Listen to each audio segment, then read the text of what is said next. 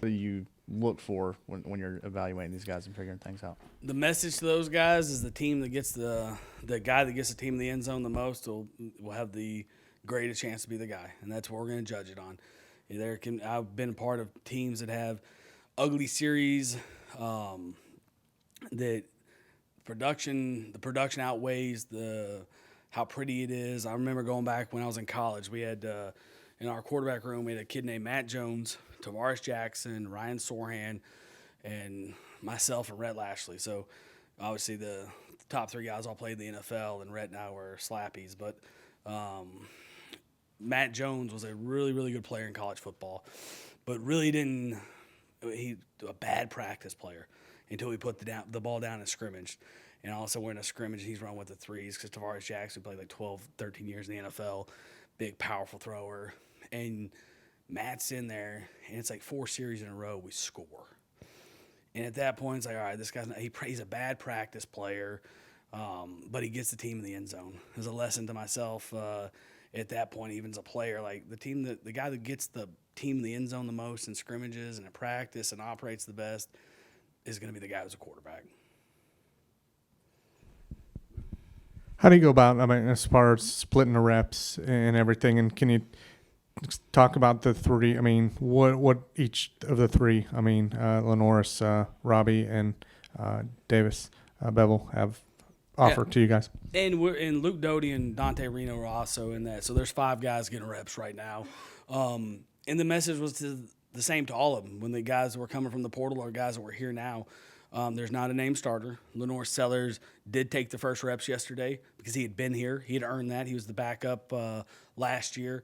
Luke Doty plays multiple positions, so he's rotating between quarterback, wide receiver, special teams, doing those things. Dante is a very, very young freshman that's going to get an opportunity to compete and figure out. And then Davis is a guy who's played a lot, so he's going to compete. I think he might actually have the most starts out of everyone. And then Robbie obviously has been to Oregon and Auburn, now here, and he started a lot of games in the SEC. So we're going to rotate. There's going to be days when Sellers took the first reps yesterday, but he did not take all the reps with the ones. Obviously, the other part of the quarterback competition is you're working around the other part of your roster.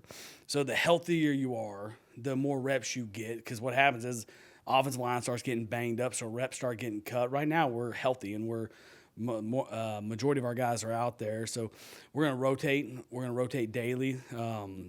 Because the other thing it affects is that we got these coach to quarterback systems now that we're getting to work with.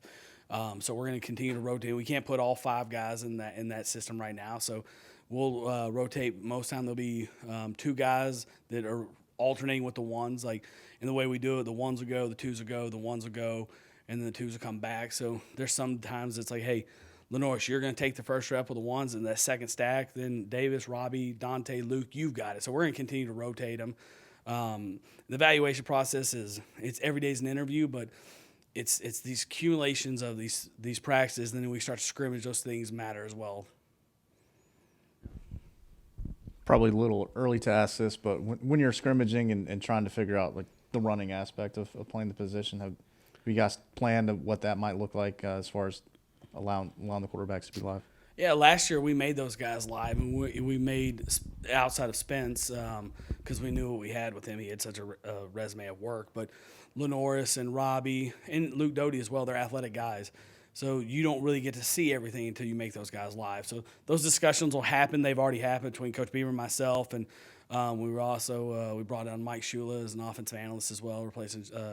So he'll be involved in that. He's been through so many of these quarterback competitions and got a wealth of knowledge as well. So he'll be involved in those conversations as well. But just rotating through guys, making sure that as these guys rotate, like how much is too much. You got to get if they have unique qualities as a runner, like you got to see that because that does measure into the competition.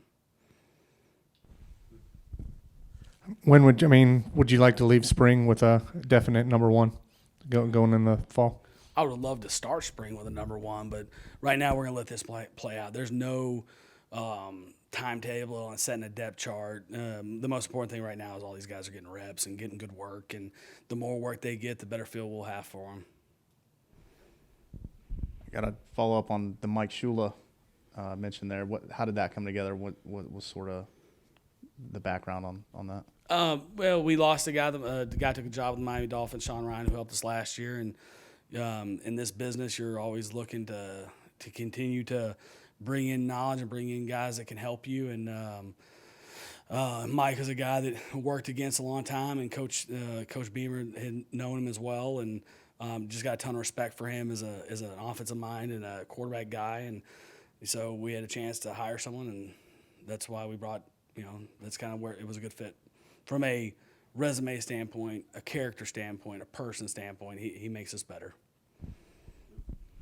Non-QB question, just talking about Shula, obviously, and different faces on the offensive staff. Yeah. How is that this spring, and with Coach Fury and the rest, Coach Elliott and everyone? Just how's that going, and just how to deal with the new faces, not only for the players but coaches. Yeah, I was joking with Coach Fury today. I'm like, what is this? You're like your fifth day in the office, and we had a spring practice, and it's when you hire better people. And you hire good people and you hire good coaches, they make everyone better. And that's really what, when you go out and you look at these guys, we interview a bunch of different guys, and you kind of put a profile of what you think you need, and then you start talking to people, and you do backgrounds on these guys, and you talk to people they've worked with. With Furry, I was able to call guys. He followed us in Chicago, so I was able to talk to players that he actually coached, not to mention guys that were on the staff with him when we were there. And it was raving reviews from the personnel guys to the players that he coached to the coaches that were holdovers when we left and went to Miami, and he stayed, and just couldn't find anything negative about him. It's just like, wow, he's a good coach. He's super passionate. He cares about the state of South Carolina. He wants to be here. And he's a guy that can develop guys, and it's a guy that has a chip on his shoulder as a player. He's a guy that led the NFC in receptions, was a walk-on, played arena football. And like some guys, like when you're evaluating players and evaluating coaches, sometimes it's hard. It's the same thing. Like you want guys that have been through hard, that have persevered, and he's done that. And then you get a guy like Coach Elliott, who's got head coaching experience and extremely passionate. And every day is that he walks in the office, he's fired up about just being back here and being able to coach his guys, and he's passionate about football and technique, and that passion becomes contagious. And then we were able to get Coach Blackwell from Texas A&M, who's got experience with Jimbo Fisher, who's, I think this is an accurate statement, I'm almost positive, the only play calling head coach to ever win a national championship in the BCS era. And the guy's a great offensive mind and has done it at a very high level for a long time, and was also at Ole Miss, and so he's seen different schemes. He was a college quarterback. I think we actually played against each other when he was at South Florida and I was at Arkansas. He played a lot more than I did, obviously, but we kicked their butts. But just sees the game through the quarterback's eyes, as well as being able to help running backs become better, and had highly productive running backs in his coaching career as well. But not just a running back coach. Like, he's a guy that sees the big picture. He understands pass protections. He understands distribution and routes. He's going to be a guy that has ideas as well. So, like, you're trying to hire the best people possible. And he happened to have SEC recruiting experience and deep ties in Florida, so he's going to help us in a lot of different ways. Yeah. Well, kind of along those lines with the coaching staff, do you ever ask Clayton White or some of the other defensive coaches, hey, what kind of offensive looks or route combinations do you hate to see? Or do any of the defensive coaches ask you the same thing?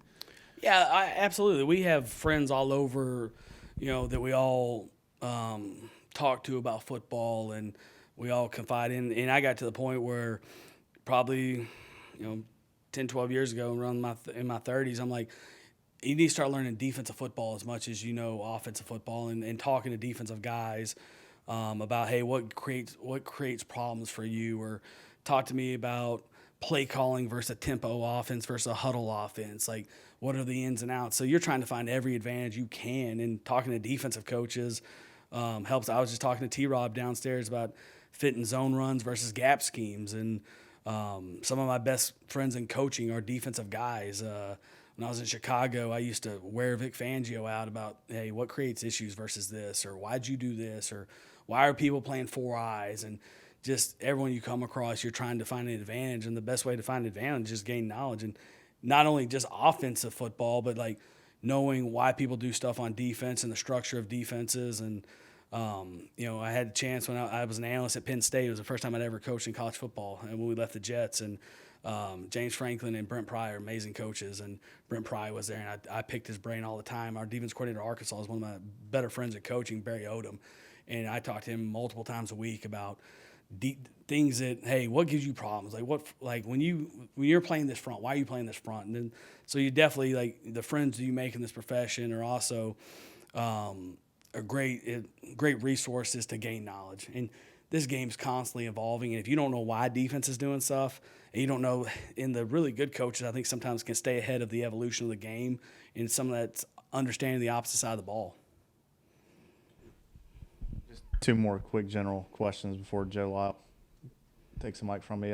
Just your running backs and receivers. What have you seen from those guys? What are you looking forward to about those two? Day one, we've had one practice, and it's like there's so many new guys, new faces. Harbor's over in track right now because I know that'll be the next question. So he's preparing to do his thing there. He's doing a great job. But really right now I don't want to make any evaluations until those guys know what to do. And the reason why is because once they know what to do, their skill set looks different. Like sometimes a player that doesn't know, like you're trying to figure out, does he have instinct? Can he run, or does he just not know what's going on right now? And we didn't do as much football as we did in the offseason last year. We had fewer OTAs and fewer things on the field that way, and did stuff differently in the weight room, and some team building things and culture stuff that Coach Beamer wanted to do. So we're at a different point as a team right now than we were this time last year. And it's like all these things go into the evaluation process. We had one day.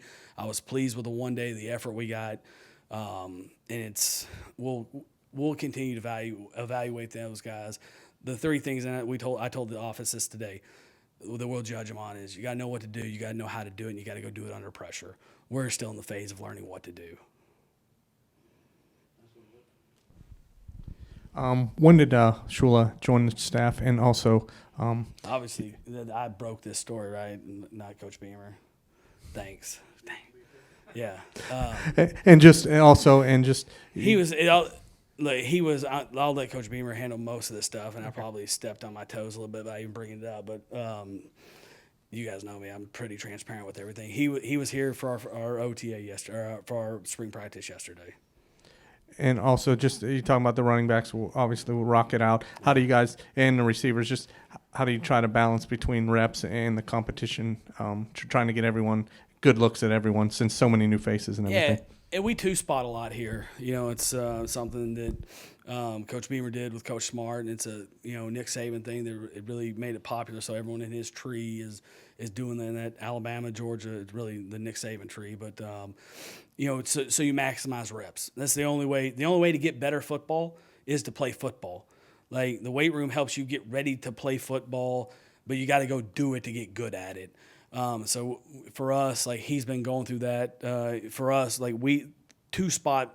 When I say two-spot, so I can clarify that is like we got a team A and a team B, and the A and B doesn't mean anything. We just split it so everyone gets reps, and we split our coaches up, and there's we got GAs, we got position coaches, so we're back and forth, and we watch the tape and kind of figure it. Then the hard part of it is there's so much more tape to watch, because if you're watching one group, it's like 40 plays. Well, I think yesterday we had like 93 plays.